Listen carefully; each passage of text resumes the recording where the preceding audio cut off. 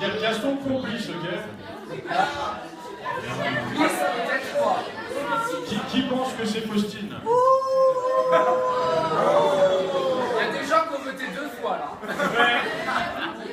Qui pense que c'est le mec en robe de chambre verte? Alors, en robe de chambre, en masqueur, on se balade pas H24 avec des tenues de cardinal. Défroqué? Mais Paul, mais au moins des vêtements quand tu sors de là, je suis un froc.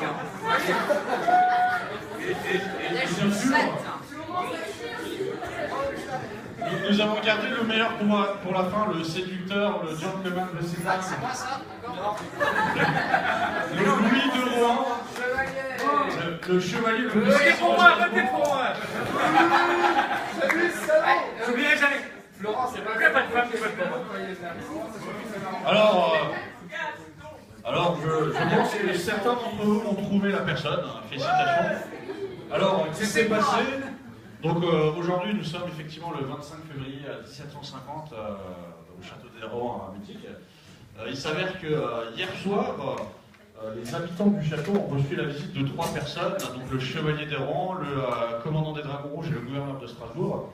Et certains d'entre vous l'ont sans doute compris, ces 3 personnes plus les 4 cardinaux faisaient partie d'un complot visant à assassiner notre bon roi Louis XV. Quelle idée à la con. Jamais, jamais. Je nie en bloc et je crains, j'accuse le colonel Fritz. Ouais, c'est qui clair, préparation. c'est pas Qui avait trouvé le complot déjà? Qui avait une idée? Je suis innocent. peut-être un évêque qui a laissé échapper un papier. Voilà, donc il y avait un complot en jeu. Donc ce complot réunissait 7 personnes qui avaient pour objectif de discuter aujourd'hui de la suite pour pouvoir assassiner le roi, prendre sa place, mettre en place un nouveau système. Alors certains voulaient mettre un système comme le commandant tout simplement parce que lui il veut faire la guerre, massacrer tout ce qui bouge et en fait il veut devenir globalement calife à la place du calife.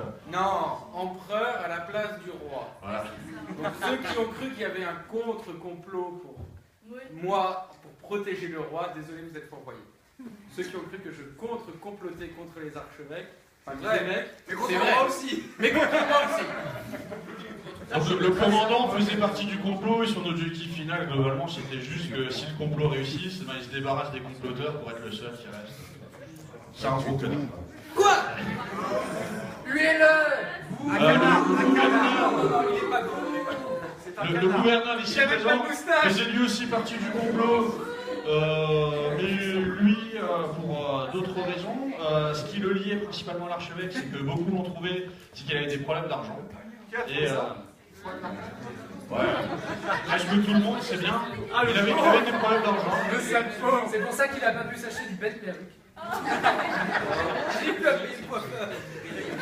Et que l'archevêque lui prêtait des sommes pharaoniques pour pouvoir tenir son train. Pharaonique, tout de suite 20 000 écus, c'est pharaonique. Par mois. Ensuite, les autres cardinaux, eux, ils avaient des raisons. Il y en a un, lui, qui était un cardinal assez classique, hein, c'est-à-dire tout ce qui n'est pas chrétien, on crame. Voilà. François Armand, ici présent. Ah oui, c'est toi, c'est vrai. Voilà. Donc, François Armand, son grand plaisir, c'est de faire des bûchers. Étienne, dans sa magnifique robe de chambre, lui, c'était quelqu'un de plutôt candide. C'est quelqu'un de très candide. Alors, je ne sais pas si certains d'entre vous pensaient qu'il était méchant, mais en fait, c'est quelqu'un de très gentil, qui se laisse aller et qui suit tout. Et qui aime. Et qui aime. Et j'ai une culotte. C'est ça. Et notre dernier cardinal, lui, par contre, il est un peu plus... alors, c'est un cardinal un peu spécial parce qu'il lit Rousseau, Voltaire. Et lui, en fait, il prend ce genre de choses et il a envie de suivre leurs préceptes et de changer la France un peu pour votre bien. Très bien ensemble. Ensuite, on a vu le bon Richard. Alors, le bon Richard, il s'avère que lui ne faisait absolument pas partie du complot, mais par contre, il avait un gros problème avec l'archevêque, c'est que ça faisait un certain temps qu'il voulait partir à la cour de ce bon roi Louis XV. Et l'archevêque faisait tout justement pour qu'il reste. Il écrivait des lettres au roi pour dire que Richard, en fait, c'était un incapable et qu'il fallait surtout pas Ah ouais. Pourquoi? J'étais incapable. Moi j'ai une idée, Sébastien. Vous pouvez me dire d'abord. Donc je reviens juste sur le bon chevalier d'Errant, donc qui lui faisait partie du complot. Certains l'ont trouvé, en fait, le chevalier d'Errant a rencontré une femme qui s'appelle Agnès, et qui était la nièce d'un des cardinaux. Et en fait, pour la séduire, il lui a fait croire qu'il faisait partie d'un complot visant à assassiner le roi. Et elle a su lui répondre, mon oncle aussi. Il s'est dit, bah, tiens, je vais rencontrer son oncle et faisons ça ensemble. Moi je faisais ça, je faisais semblant. Le mec qui Le con, je te jure. Le roi.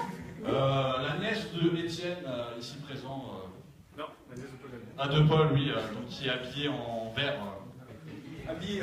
Qui est habillé en vert, oui. Des habits en vert. Qui a un train sur lui. C'est ça. Ensuite, on avait ce bon vieux Gaston, qui n'avait rien à voir avec le complot, mais qui était effectivement le demi-frère de l'archevêque, qui était effectivement le fils de ce qu'on appelle une fille de joie, ou une courtisane, et qui avait vécu dans la rue, et qui effectivement avait fait chanter son frère pour pouvoir... le frère, le demi-frère, le fils du père de l'archevêque. Oh.